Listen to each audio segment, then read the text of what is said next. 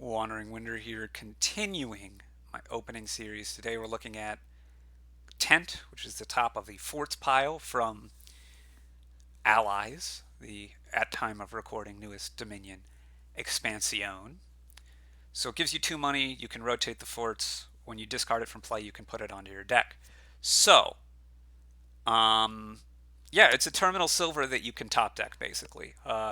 It also gets you access to these things, which is maybe the real reason why you might want to take it. Although I think I would tend to not recommend that so much. But anyway, yeah, how good is having the reliability of being able to top deck this thing? Well, first of all, because it's terminal, I really wouldn't recommend. I'm not even going to go into it, but I'm not going to recommend opening with two of them. But let's look at Tent Silver. So, yeah, if there's a lot going on here. So because this thing can top deck, it gives you extra chances at doing everything. So, right, you're trying to hit 5, you don't rotate. You're trying to hit 5, you're trying to hit 5 a lot. You're trying to make sure you hit 5. You want to hit 6, right? All of these things, you're not getting this for deck control. You're getting it for money and hitting price points, right? How good is it at that? So, yeah. First of all, how likely is it to let you hit 5? Well, in this case, we were hitting 5 anyway, right? Um, and a lot of the times, opening silver, silver, you were hitting 5 anyway, right? If this tent was a silver, you'd hit 5. If the tent is a tent, you hit 5. Congratulations. Um, a lot of the times, you're hitting 5 anyway. In fact, if you look at it, the only way that you're hitting 5 from having the tent that you wouldn't otherwise is if you have the tent on turn 3 and don't have 5 with it, because silver would have given you 5 then. And then on turn 4, you also wouldn't have hit 5, you would have hit 4, except that having the tent replace one of those cards is going to allow you to hit 5 then. So actually, it's the exact hand of tent, copper, copper, estate, estate on turn 3, into 4 coppers and an estate on turn 4, for which having the tent on turn 4 is going to replace one of those coppers or the estate and allow you to hit 5, which you wouldn't have otherwise, right? So, so in that case, you're going to hit 5 and you didn't before. But how often does that happen? The answer is not very often. The tent copper copper estate estate hand on turn 3 is going to happen less than 8% of the time, just under 8%. And of that, you were usually going to hit 5 anyway. So the overall impact of having the tent and allowing you to hit 5 at least once is like slightly less than 2% of the overall. So if all you're trying to do is make sure you hit 5 at least once for your guild hall or whatever, then tent isn't helping you so much. And I want to talk about the downside of tent. And there's actually 2 downsides of tent. One of which is completely mitigatable, and the other which is obviously not. So the obviously not one is it's terminal. And terminal cards collide, and you need villages to support them and all of that. And a terminal silver is not an exciting way to use your terminal space up in general. So that's probably just the biggest knock against this is you usually have limited terminal space and you don't want to use that on something as so low impact as a silver, which always top decks. I'm sure that case will come up sometimes. Maybe on this board it would come up because you would have turn 3 gone capitalism, and then turn 4, 5, 6, 7 you're going to buy tent, tent, tent, tent, And then pretty soon you're going to have a golden deck that provinces every deck because you have 4/10s. You just province every turn. This might be one of the better boards for all these tents. Although, keep in mind, there are only 4/10s. So, but okay, capitalism might even be one of the better combos. But that's pretty much neither here nor there. It's very rare that you can just have totally free terminal space on these tents. And it's also pretty rare that, like, if you're trying to draw your deck, um, top decking your payload is not what you want to do. You want to bottom deck your payload and top deck your draw deck control, your draw, your thinning. Well, mostly your draw. Um, Having said that, the other downside is there's 3 cards here because I top decked this, right? 3 cards instead of 2, which means after this turn, I buy whatever. I buy a gold, and even if I top deck now, then this is 3 cards from my initial shuffle, plus the tent, plus just 1 new card. And if I top deck again, then I've extended this shuffle an extra turn, right? But if I don't top deck, right, I'm just later in getting to all of the cards that I'm buying on turn 3 and 4 because I'm only seeing 4 new cards a turn instead of 5. And turn after turn after turn, that adds up. So this is the thing that I was talking about that you can mitigate. And the way you mitigate it is by not top decking the tent. Of course, if you're not top decking the tent, why'd you get the tent? Well, maybe you top deck it sometimes and not others. I don't know. That's the only answer I can give you. So, yeah. Hitting 5 at least once is not very good for it. Now, hitting 5 twice, if there is, I don't know, hunting party, or, I don't know, some 5 that you want a lot of copies of, maybe you want to hit 5 twice more than you care about seeing that 5 quickly. Or hit 5 a lot of times. Tent might be good for you then, right?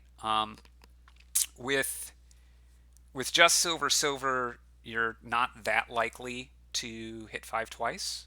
Reference back to the Dominion Openings 301 video if you want more of an intake on the silver opening and all the math behind that. With tent silver, your chances go up a lot more. They're still not great to hit 5 twice. They're still not particularly good. They're not to Silk Merchant levels by any means. But if you're willing to top deck this tent, then you go all the way up to 31.2% to hit 5 twice, which is a significant increase, if not an enormous one. I think it's usually probably not worth the anti-cycling. But yeah, look out for if you really need to hit 5 a lot of times, and the terminal space isn't bad for you, and the anti-cycling isn't the huge deal, you can think about this. And then, how many 5s are you expected to get overall? 1.24. That is definitely better, although again, not enormously better, than just opening silver. Because the other thing to note here is that, per usual, silver is not an exciting opening. So comparing this to that and it's potentially favorable is still not maybe saying all that much. But yeah, we should talk more about mitigating the downside of the anti-cycling, which is you might want to make some educated decisions on, I'm going to forego top decking this tent here. And for that, we need to look at all the potential hands that you could be sitting and looking at turn 3, where you might or might not want to top deck the tent, and how that affects the math. So this is going to be kind of quick as I can. First hand that you could have, I'm going to go through silver, tent, copper. That is well, I'm not going to talk about how likely you are to see that hand to start with because it doesn't matter. You just want to be making this decision once you have that hand. Once you have that hand, you're 30. If you top deck the tent, you are 37% to hit 5 the next turn. Whereas if you didn't top deck the tent, you would be 0%. That's a difference of 37%. If you do top deck the tent, you are 2.9% to hit 6 again the next turn, right? The silver tent, copper has hit 7. You could hit 6 again if you're very lucky, 2.9% of the time, if you top deck the tent. If you don't top deck the tent, it's impossible. So that's a difference of 2.9%. Next hand, silver tent copper copper estate. For hitting 5, you go from 4.8% to 71%, a difference of 2/3, 66.66666666 repeating percent of the time. To hit 5, for that hand, to hit 6 again, you go from 0% to 1/7, so that's a 14% increase of hitting 6 again. If your turn 3 hand is silver tent copper estate estate, then if you top deck the tent, you go to 100% to hit 5 again, because you've seen too many of your estates to miss. Whereas if you don't top deck the tent there, you're only 2/7, 29%. So that's an increase of 71% to hit 5 again. So that's a big difference to leverage. In terms of hitting 6 there, you go from 0% to 43%. So that's a pretty big difference. Then silver tent and 3 estates. You're 100% to hit 5 whether or not you top deck the tent. So if 5 is all you care about, then yeah, you don't need to top deck the tent. You can safely not top deck it there. If you care about hitting 6, you go from 0% because your hand was going to for sure be 5 coppers to 100% because your hand for sure is going to be 4 coppers and a tent. So if you care about hitting 6, it's just a very stark decision there, which you could be able to figure out on the fly. And we still have to cover all of the hands where you have tent but not the silver. So that's tent and 4 coppers. You go from 1/7, 14% to hit 5. If you don't top deck the tent, to 63% to hit 5. If you do, that's a difference of 49%. You go from a 0% chance to hit 6 again to a 29% chance. If you top deck the tent, that's a difference of 29%. The tent and 3 coppers and an estate, you go from 43% to 83%, a difference of exactly 40%. To hit 5 if you top deck the tent. And in terms of hitting 6 on that hand, you go from 4.8% to 49%, a difference of 44%. Tent and 2 coppers, you go from a 76% chance of hitting 5 the next turn to 100% by top decking the tent. That's a difference of only 24%. So you could maybe take the risk there. And then you go from 24% to hit 6 without top decking the tent to 71%, a difference of 48% if what you're trying to do is hit 6 there. Tent, copper, and 3 estates, you're 100% to hit 5 whether or not you top deck the tent. And if you're trying to hit 6, you go from 5/7, that's 71%, to 100%, a difference of 2/7 or 29%. If what you're trying to do is hit 6, overall numbers on hitting 6, I'm not going to bother talking about hitting 6 twice in depth because I didn't bother to calculate, because when are you really trying to hit 6 twice? Not very often. If really all you're doing is money, then yeah, you top deck the silver every time and fine.